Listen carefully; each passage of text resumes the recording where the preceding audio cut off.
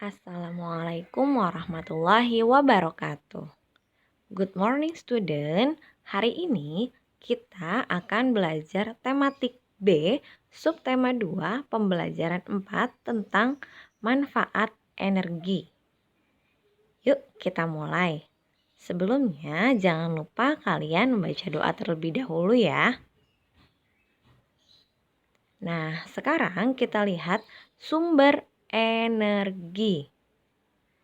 Sumber energi itu ada dua. Yang pertama, sumber energi terbarukan, yaitu sumber energi yang dapat dengan cepat dipulihkan kembali secara alami dan prosesnya berkelanjutan. Contohnya di sini ada air, angin, dan matahari.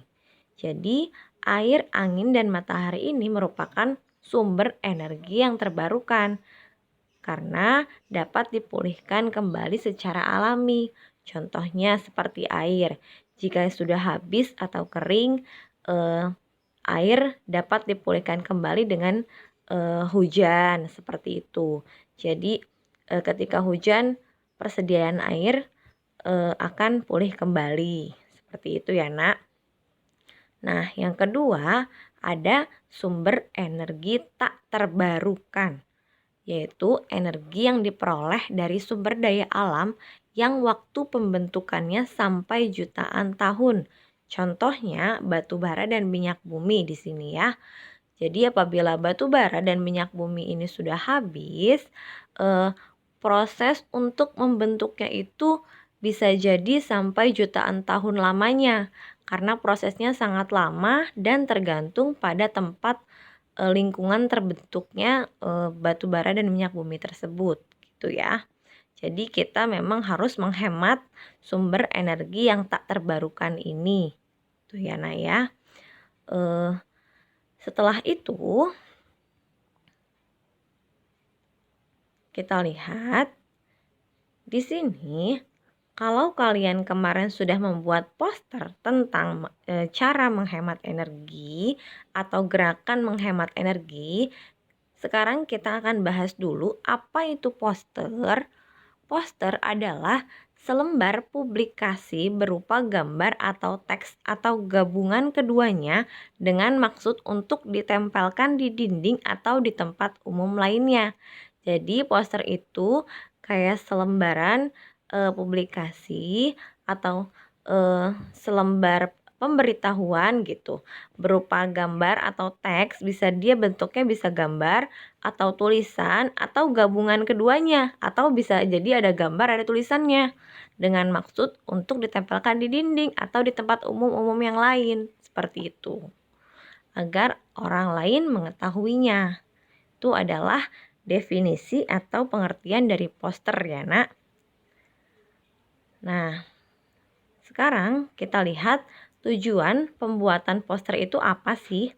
Yang pertama ada tujuannya untuk mengumumkan atau memperkenalkan suatu acara.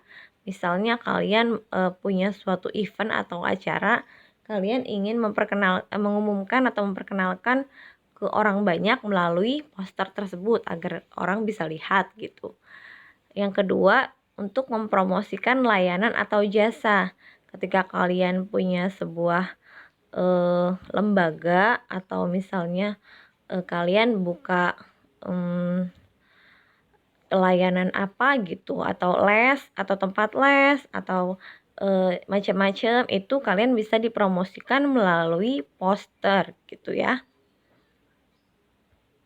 Kemudian yang ketiga, untuk menjual suatu produk. Ketika kalian punya suatu produk atau barang yang ingin dijual, misalnya kalian mempunyai sebuah toko dan punya produk ingin dijual dan ingin orang lain tahu banyak gitu. Kalian juga bisa memperkenalkannya melalui poster ini gitu. Kemudian yang terakhir ada membentuk sikap atau pandangan. Nah, setelah mengetahui tujuan pembuatan poster, sekarang kita lihat hal yang perlu diperhatikan saat membuat poster. Jadi sebelum membuat poster itu ada hal-hal yang harus diperhatikan ya nak. Yang pertama, ada penulisan judul poster sebaiknya singkat dan jelas. Jadi kalau bisa di dalam sebuah poster itu judulnya itu yang singkat dan jelas supaya orang bacanya langsung tertuju pada tujuannya. Oh, ini sedang mempromosikan ini gitu ya. Jadi untuk judul itu jangan terlalu panjang karena akan membuat orang lain malas untuk membacanya. Yang kedua, informasi mengenai topik poster dapat diringkas dan ditulis dengan tata bahasa Indonesia yang baik dan benar. Jadi informasinya tentang temanya, kamu poster ini mau tentang apa, itu bisa diringkas dan ditulis dengan bahasa Indonesia yang baik dan benar. Jadi jangan kata-katanya itu jangan sembarangan, jangan kata-kata gaul yang tidak dimengerti gitu. Jadi kata-katanya memang dengan bahasa Indonesia yang baik dan benar gitu. Yang ketiga, gambar sebaiknya sesuai dengan topik poster. Jadi ketika kalian membuat poster tentu ada gambarnya misalnya. Nah, kata-katanya itu gambarnya itu sebaiknya sesuai dengan topiknya, dengan temanya. Misalnya kamu temanya adalah menghemat air. Nah, di situ gambarnya ada gambar air, mungkin ada gambar keran yang kalian matikan gitu ya. Jadi nyambung antara gambar dan kata-katanya.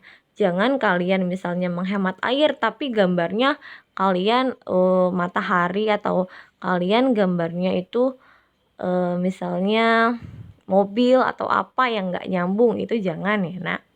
Jadi gambar itu harus sesuai dengan topiknya, dengan temanya.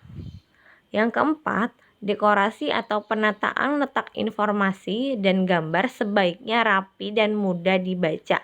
Jadi dekorasinya atau hiasannya gitu, atau penataan letak informasinya itu dan gambarnya ditata yang rapi supaya bisa dibaca gitu. Jadi ketika kalian buat poster jangan asal-asalan, harus diperhatikan hal-hal berikut ini agar posternya terlihat menarik seperti itu ya nak. Nah, selanjutnya kalau kemarin kita membuat poster tentang menghemat energi. Nah, di sini ada energi listrik. Energi listrik merupakan energi yang sangat dibutuhkan oleh orang banyak. Seperti yang kemarin sudah membilang, kita tentunya sangat membutuhkan sekali yang namanya energi listrik untuk membantu kehidupan sehari-hari ya nak. Karena kalau tidak ada listrik akan susah, kita tidak bisa misalnya tidak bisa melihat terlalu jelas ketika malam hari karena tidak ada lampu contohnya, atau kita misalnya tidak bisa apalagi tuh contohnya, tidak bisa menonton TV misalnya karena tidak ada listrik, atau mencuci baju masih dengan menggiling misalnya, tidak bisa pakai mesin cuci. Nah, tentu kalau ada energi listrik akan mempermudah kita dalam melakukan kegiatan sehari-hari. Makanya energi listrik merupakan energi yang sangat dibutuhkan oleh orang banyak. Tentunya karena sangat dibutuhkan oleh orang banyak, kita harus menghematnya dengan cara, contohnya di sini, matikan alat listrik yang tidak terpakai. Jadi ketika kalian sudah tidak memakainya, seperti contohnya kemarin kipas, kalau sudah tidak dipakai silakan langsung dimatikan. Kemudian gunakan energi listrik lebih efisien. Lebih efisien itu maksudnya sesuai dengan kebutuhan kamu gitu ya. Ketika kamu misalnya butuh lampu nih untuk belajar, kamu nyalakan silahkan, tapi ketika sudah selesai langsung dimatikan kembali gitu ya nak. Kemudian pakailah lampu hemat energi. Saat ini juga sudah banyak lampu-lampu yang bisa menghemat energi. Kemudian buka jendela di siang hari. Jadi ketika siang hari kita masih bisa membuka jendela rumah sehingga angin dari luar bisa masuk ke dalam yang membuat rumah menjadi adem tanpa kita harus menyalakan kipas. Itu juga bisa salah satu cara untuk menghemat energi.